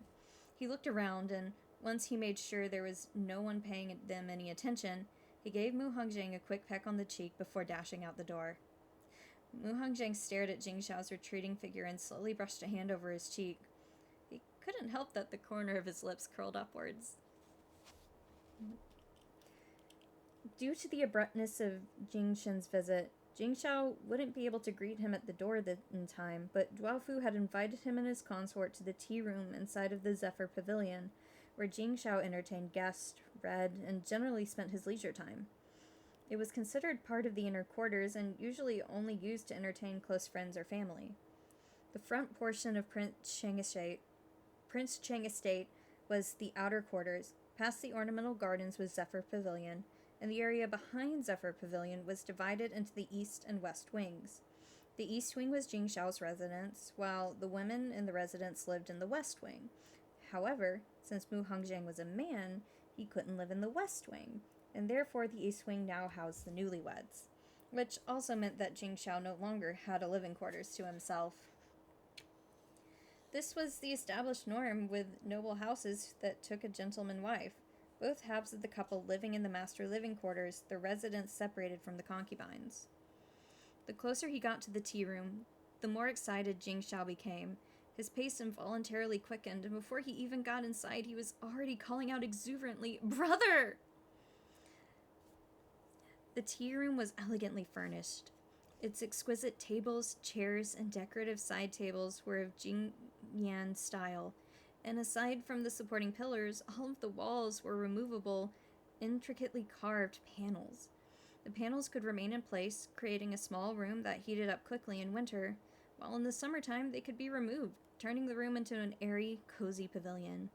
Seasonal flowers sat on the flower rack, and delicate vines twined over the supporting pillars, already budding, their fresh leaves green, studded with pale yellow, brimming with life. Aww, the picture of this scene is so cute. Jingxiao loves his brother so much. It's so cute. Oh no, I'm running out of Starbucks. My throat's starting to hurt. Let's see. How long is this chapter? Not very long. Alright, one more chapter, guys. We'll finish up chapter 6, Concubines of the Harem. Jing Chen set down the teacup in his hands, his brows drawing together slightly. As he watched Jingxiao coming in at a run, he couldn't help but reprimand him. "You're a married adult now, and still so impulsive. What a disgrace." Jingxiao reflectively stopped in his tracks, then shook his head with a wry smile. He had gotten so used to being scolded by his older brother ever since he was little, that very tone of his admonishment made Jingxiao immediately want to bolt.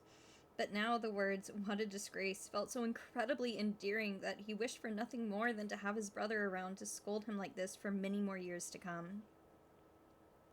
He strolled into the pavilion, and when his brother glared at him sternly, he couldn't help grinning as he stepped forward to greet him and his imperial consort. "Brother," said his sister-in-law, Lady Zhao, raising from her seat beside Jingshen to return his bow. Noticing that Jingshen had remained silent and stone-faced, she smiled and said, "We weren't going to come, but when we heard that your consort was unwell and wasn't up to visiting even by the afternoon, your brother got worried, so he brought me along as well." In an ordinary household, the morning after the wedding was for the couple to pay respects to the groom's parents and elder brothers, while the afternoon was for the couple's relatives to meet. So even though their visit now could be seen as lowering their own status, it was still within the bounds of propriety. Of course, Jingxiao had worked all of this out already, and when he heard his sister-in-law tell him as much, he looked up at his elder brother, whose brows were still slightly knitted, and felt a warm sensation flood his chest. How blind he'd been in his previous life to assume his brother's harsh demeanor towards him came from disapproval. never noticing how much his brother did for him behind the scenes. Jingxiao slowly shuffled over to him, opening his mouth to speak, but only managed to get out a single word. Brother. Surprised, Jingshen raised his head to look up at him in amazement. Ever since father had decreed that Jingxiao was to marry the second son of Marquise Baiwei, this little brother he'd loved and protected since childhood had refused to call him brother. Whenever they saw each other, Jingxiao would only greet him with, Your Highness, and it had torn at his heart. He hadn't expected Jingxiao to pay his respects today, but to his disbelief, the steward from the Prince Cheng estate had arrived personally to apologize, which raised his hopes, even if just a little bit. As the afternoon went by without his brother making an appearance, he'd found himself unable to sit around any longer and had hurried over. He'd never expected such a pleasant surprise to be waiting for him. Sensing there was much to say between the two brothers, Lady Zhao rose from her seat with a smile. I will go check on the princely consort. Jingxiao immediately stopped Lady Zhao. Sister-in-law, Jinqing isn't up yet. Why don't you wait here with my brother for a little bit, and I'll go call for him? Hi, all. Look at me. I'm getting all mixed up. Lady Zhao stopped in her tracks, clutching a handkerchief in her hands in frustration, her face turning beet red. Since princely consort Cheng was a man, even though Lady Zhao was his sister-in-law, it would never make sense for her to visit him at his bedside. On the other hand, Jing Shen, as the new elder brother, was perfectly able to head into the inner chambers to check on his new brother-in-law. Jing Shen cast a thoughtful look towards his own wife, then stood up and said, Since he's ill, let's not make him move around. I'll go check on him with you.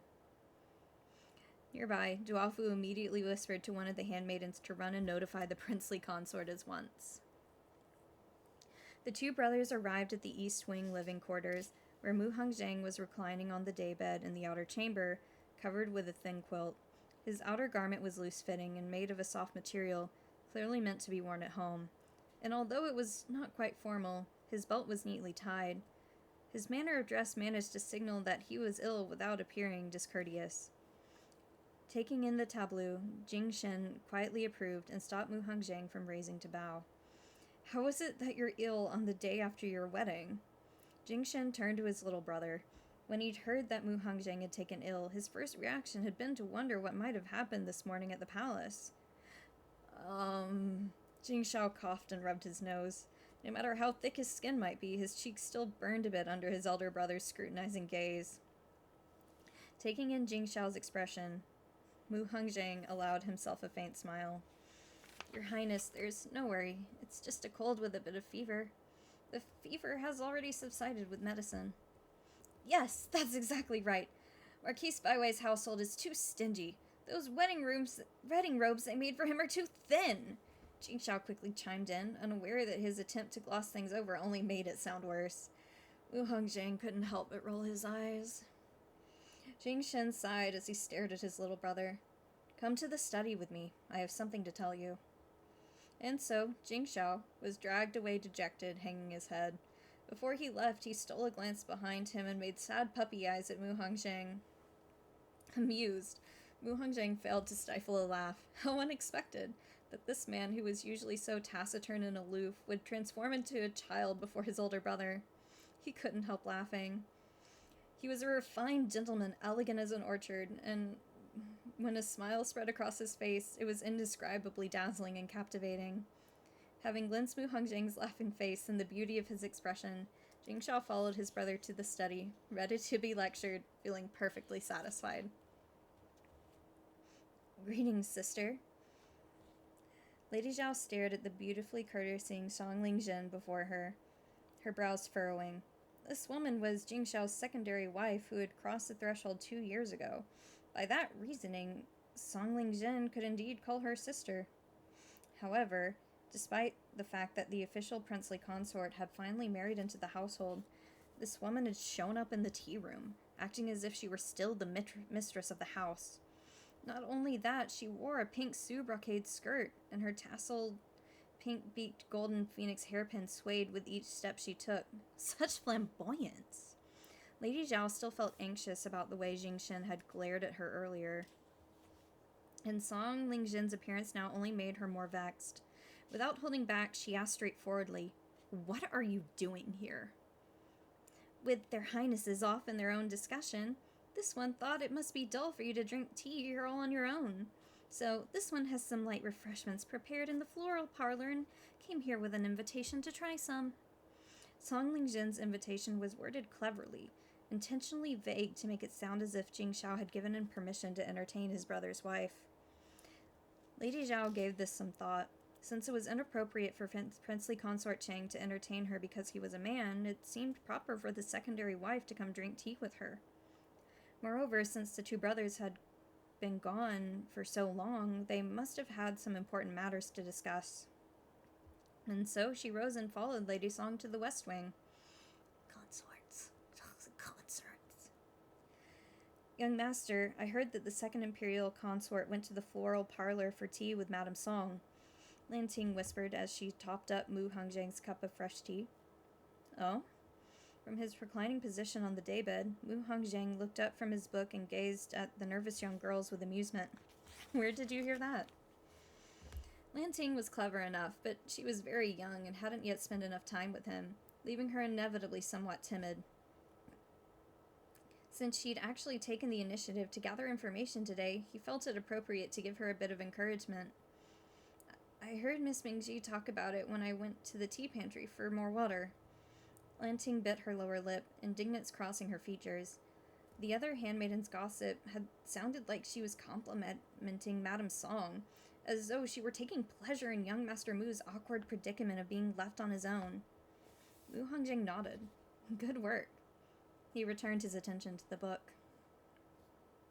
But young master, Lan Ting was exceedingly dissatisfied with her young master's disinterested attitude.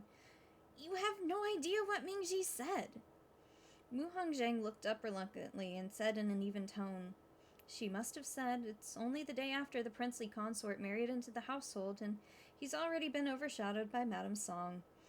Who can even tell which one of them is in charge around here now? Correct? Lan Ting's eyes went wide with astonishment. Young master, how did you know that? Mu Hongjiang laughed softly and shook his head. This silly girl had it written all over her face. It would have been more difficult for him not to know. Gigi entered to deliver a message. Reporting to your highness. His highness has instructed me to inform you that he will be eating dinner with his highness the second prince, and he has asked you to go ahead and dine here without waiting for him. She then asked the servant carrying food boxes to set up the meal in the outer chamber. Understood. Mu Hongjiang put down the book and sat at the dining table. He had had no appetite at noon due to the fever, but now he indeed was a little hungry.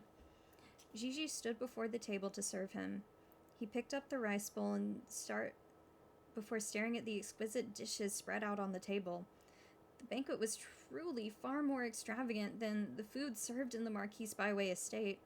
Marrying his highness even meant that he would never need to appease a mother-in-law every day.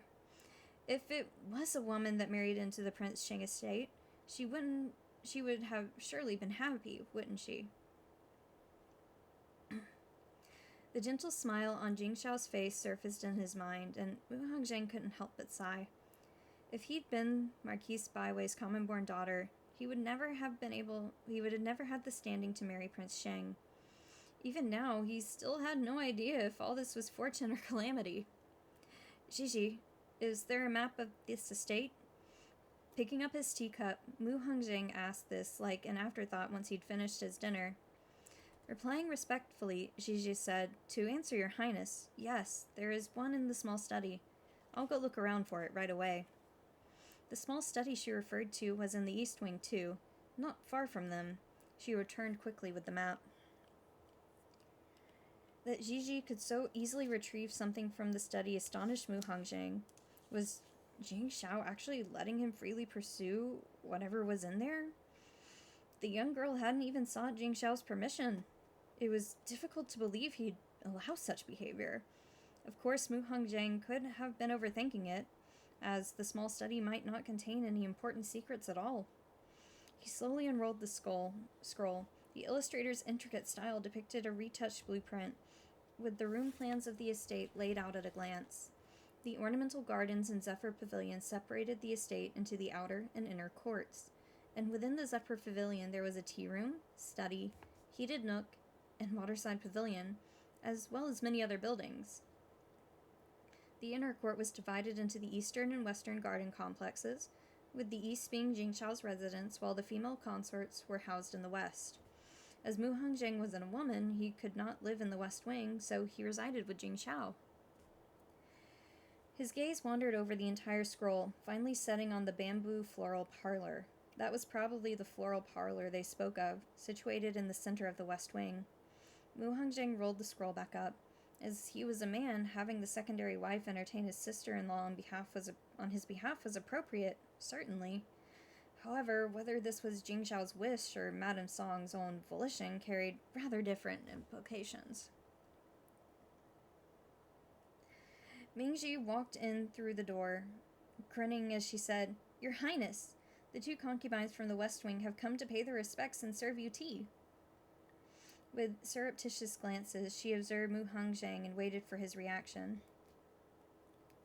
A slight frown found itself on Mu Hongzheng's face.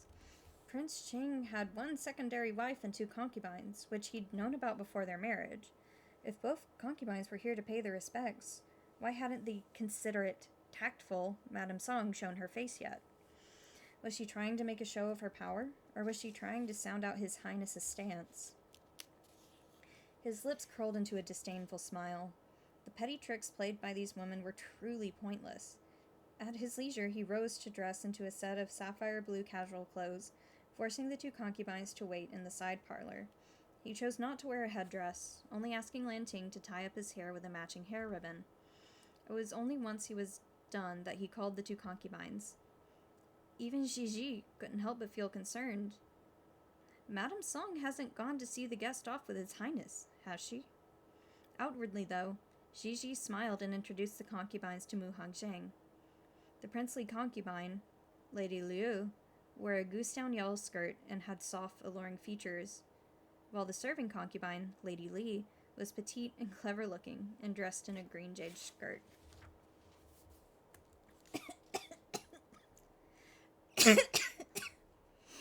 Sorry, I think my voice is giving out.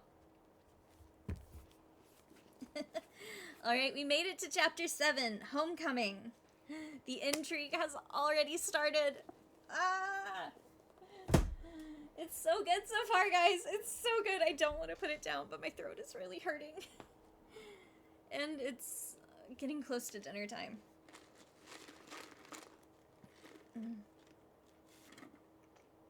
You have to, though. I know, I have to be good.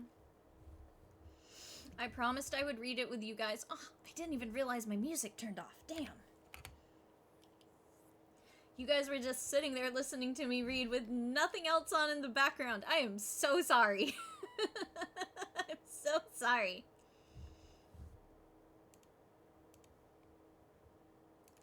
I hope you enjoyed it, though, because I had a lot of fun doing this. Like, a lot of fun. Oh, by the way, Mero says hi. Mero!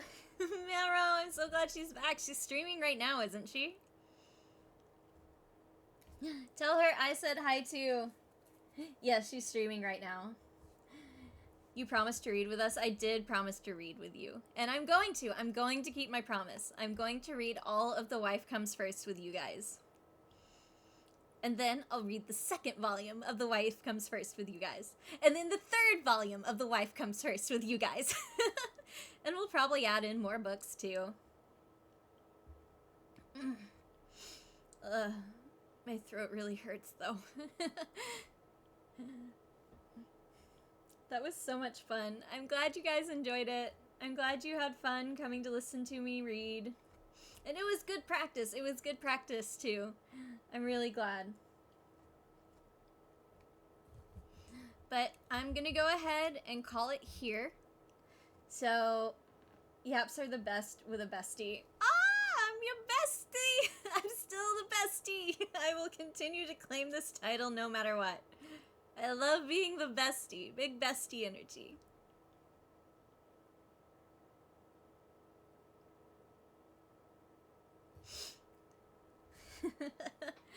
Alright. I'm gonna go get some dinner. I'm going to leave the book in the streaming room so I am not tempted. So I am not tempted to pick it up. I might grab another book to read, actually. I have so many I haven't finished. You guys have no idea. I should take a picture of my Danmei shelf and just show you guys how many books I have unread. I keep buying new ones. But thank you again so much. This was the first time I've done a stream like this, and I'm really, really glad that you were here to share it with me and to share my love of Danmei and BL. So thank you guys so much again. Remember tomorrow is our one chip challenge. And then maybe hockey? There's a hockey game tomorrow. But one chip challenge is first, definitely. Saturday, I need to clean the house, so I'll probably drag y'all along. Drag y'all along with me cleaning the house. I have finished all my laundry now, and it's piled up in my closet. A huge pile in my closet. So, you know, depression laundry that piled up and I've finally gotten done. So we'll be hanging out my laundry together. I'm gonna drag my brother along too. Bathroom cleaning? Yes, bathroom cleaning! Maybe not Saturday, but we're definitely cleaning my bathroom together. I promised you guys I would get on my hands and knees and scrub the shower, and I'm going to, darn it. Sorry. But alright, thank you guys so much for hanging out with me. I'm so glad you enjoyed the stream. But I'm gonna go ahead and head out. Thank you, Trickster. Have a good night. Bye, Iris. Bye, Fishy. Bye, Kenny. Bye, Skullmorph. Bye, JJ. Bye, Valley. Bye, Lily. Bye, Dante. Bye, Sign-On. Bye, Peter Pan. You guys all have a good night. Thank you so, so much. I will see you all tomorrow. No, I just got here. I'm kidding. Bye-bye. I promise I'll do another one. I'll do another one soon. All right. All right. Bye, everyone. Like, Hasumini. Mwah.